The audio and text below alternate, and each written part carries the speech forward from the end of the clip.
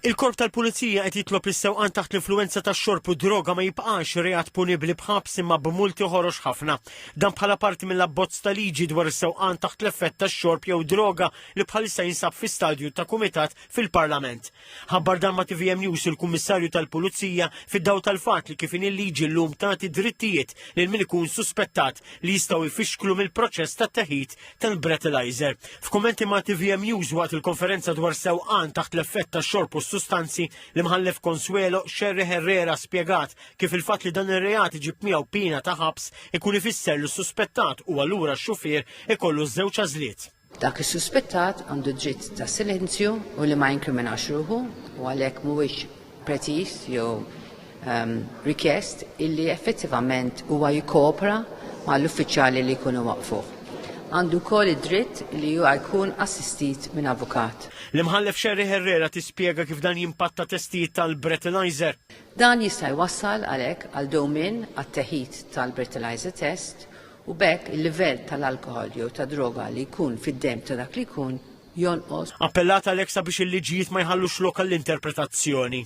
Il-proposta tagħna lill-leġislatur infatti hija parti l-emendi li jinsabu bħalissa għad-diskussjoni qudiem il-Parlament hija li titneħħa il-pina ta' priġunerija marbuta mal-alkohol breath test imma jola il-livell tal-multi biex allura jkollok id-deterrent ta' harsher penalties imma mhux priġunerija. Waqt l-istess konferenza l-Kummissarju Gafa spjega kif din is-sena sa issa saru 613 il-test li minnhom 120 irriżultaw fil-pożittiv. Dan huwa l-ogħla numru ta' testijiet mill-2020 u fl-istess ħin l-inqas persentaġġ ta' testijiet li rriżultaw fil-pożittiv wara li aktar kmieni din is-sena il-Korp beda jwettaq it-test tan-nifs f'każijiet ta' ħabtiet serji. Għal li din is-sena sa issa ma kienx ix-xorb imma s-sewqan b'veloċità kbira li wassal għal maġġoranza tal-kontravenzjonijiet marbuta ma' inċidenti li waslu biex persuni jsofru ġrieħi. Dan ifisser total ta' 6343 mill-bidu ta' din is-sena. Waqt l-istess konferenza l-Ministru Byron Camilleri qal li din is-sena sa issa kien hemm 35,000 multa ta' sewqan veloċi fil-waqt li nħarġu 12,000 multa għall-użu tal-mobile waqt is-sewqan. Dr. Camilleri qal li l-Gvern żied il-multi u r-road checks irdoppjaw kif żdiedu testijiet tal-breathalyzer.